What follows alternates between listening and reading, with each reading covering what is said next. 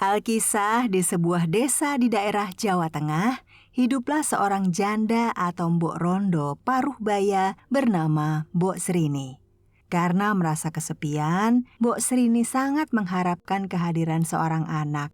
Namun sayangnya harapan itu pupus karena suaminya telah meninggal dunia.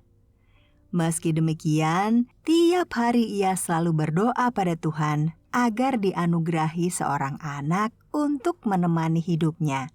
Hingga kemudian pada suatu hari, sosok raksasa hijau yang dikenal dengan sebutan Buto Ijo kebetulan lewat di sekitar kediamannya dan mendengar doa Mbok Srini. Dengan suaranya yang menggelegar, raksasa itu kemudian bertanya pada Mbok Srini. Hei wanita tua, apakah kau sungguh-sungguh menginginkan seorang anak?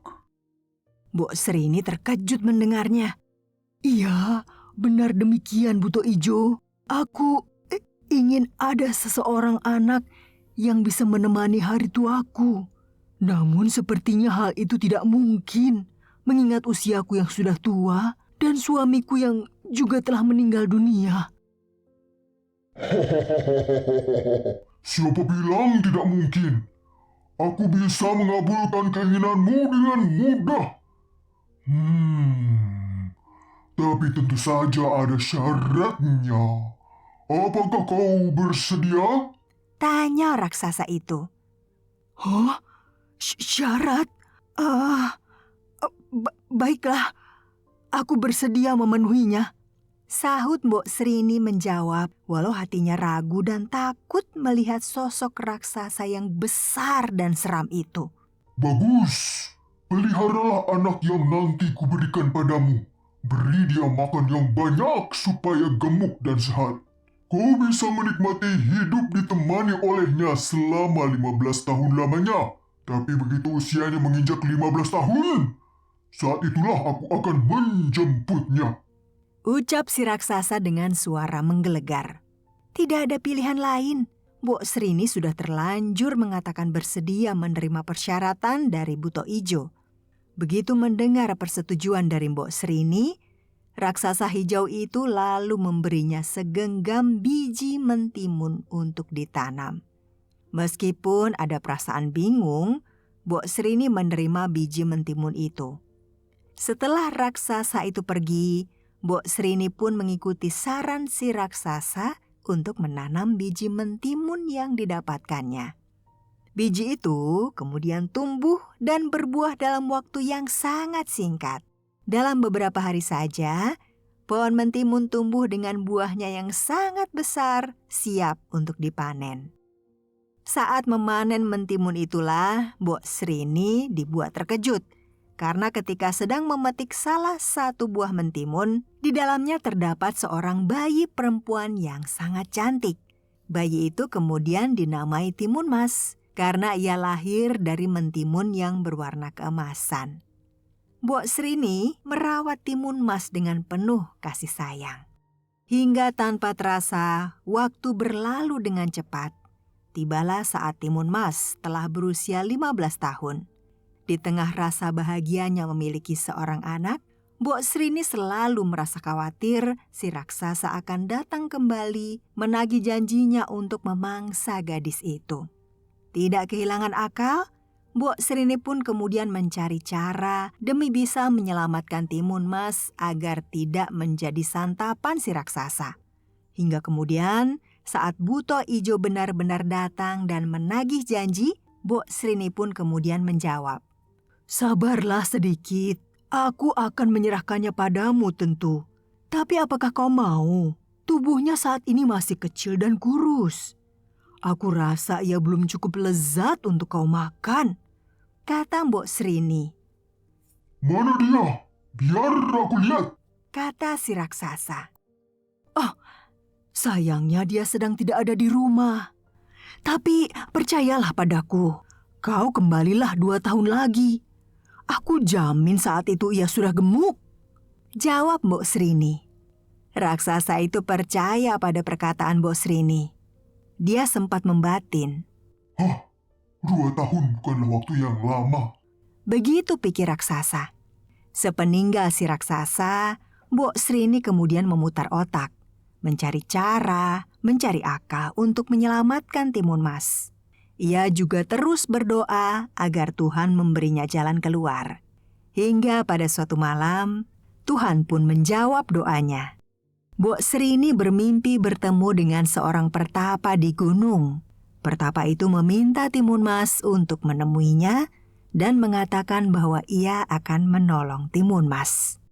Pagi harinya, Mbok Srini bercerita pada Timun Mas dan berkata padanya, "Nak, kau pergilah ke gunung dan temuilah pertapa yang kujumpai dalam mimpiku.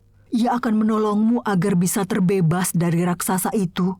Demikian kata Mbok Srini. "Baik, Bu," jawab Timun Mas.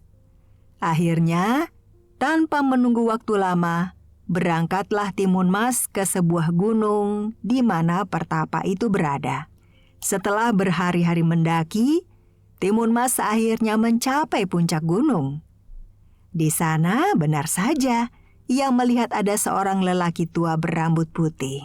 "Permisi, Kek. Namaku Timun Mas. Ibuku berkata kakek bisa membantuku melawan raksasa jahat yang hendak menyantapku," sapa Timun Mas. "Oh, kau yang bernama Timun Mas. Ya, aku memang mendatangi ibumu lewat mimpi. Cucuku, jika raksasa itu kembali, berlarilah dengan kencang menghindarinya," pesan si pertapa. "Oh, apakah mungkin aku bisa menghindarinya, Kek? Langkah kakinya demikian lebar. Aku pasti mudah tertangkap," kata Timun Mas. "Ini, bawalah 4 buah bungkusan kecil ini. Lemparkan satu persatu ketika kau melarikan diri," jawab pertapa itu dengan tegas. "Baik, Kek." Singkat cerita, 2 tahun pun berlalu. Timun Mas sudah berusia 17 tahun. Saatnya raksasa kembali untuk mengambil Timun Mas. Benar saja, pada suatu hari terdengar langkah kaki berdebum dan teriakan menggelegar. Mbok Srini, mana anakmu? Aku sudah lapar. Teriaknya. "Oh, kumohon, jangan makan dia," pinta Mbok Srini. Enak saja, kau sudah berjanji dan kau tidak boleh mengingkarinya, jawab raksasa. Dengan terpaksa, Mbok Srini membawa Timun Mas menemui raksasa itu. Timun Mas sempat berbisik pada Mbok Srini. "Jangan khawatir, Bu." Timun Mas kemudian berlari menghindari raksasa itu. Saat itulah, di tengah pelariannya, Timun Mas segera membuka bungkusan pemberian kakek pertapa. Bungkusan pertama ternyata berisi biji mentimun. Timun Mas melemparkannya ke arah raksasa. Keajaiban pun terjadi. Biji mentimun itu berubah menjadi ladang timun yang buahnya sangat banyak. Langkah raksasa pun tertahan oleh ladang timun itu. Dengan susah payah, ia harus melewati rintangan dan batang-batang pohon yang melilit tubuhnya. Namun ia kemudian berhasil meloloskan diri. Saat itulah ia bertambah marah. Berlanjut ke bungkusan kedua yang ternyata berisi jarum. Timun Mas melemparkan jarum-jarum itu. Jarum-jarum itu berubah menjadi pohon-pohon bambu yang tinggi dan berdaun lebat. Raksasa lagi-lagi harus bekerja keras menerobos pohon-pohon bambu itu. Hingga kemudian Timun Mas membuka bungkusan ketiga. Sambil terus berlari, ia melemparkan isi bungkusan itu yang ternyata adalah garam. Lagi-lagi keajaiban terjadi. Garam itu berubah menjadi lautan yang luas. Namun lautan itu tidak menjadi penghalang bagi si buto ijo. Ia berenang melintasi lautan itu dan akhirnya berhasil mencapai tepian dan kembali mengejar Timun Mas. Tapi saat itulah si raksasa buto ijo mulai kelelahan.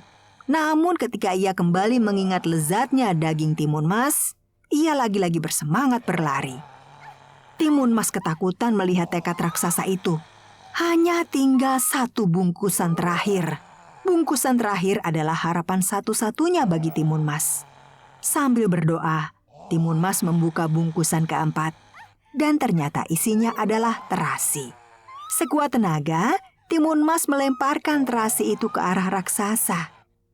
Oh, apa yang terjadi? Ternyata terasi itu berubah menjadi lautan lumpur yang panas mendidih. Raksasa yang berlari kencang tak dapat menghentikan langkahnya. Ia pun terperosok ke dalam lumpur. Raksasa yang sudah mulai kelelahan itu pun berteriak dan meronta. Namun semakin ia meronta, semakin dalam lumpur itu menghisap tubuhnya.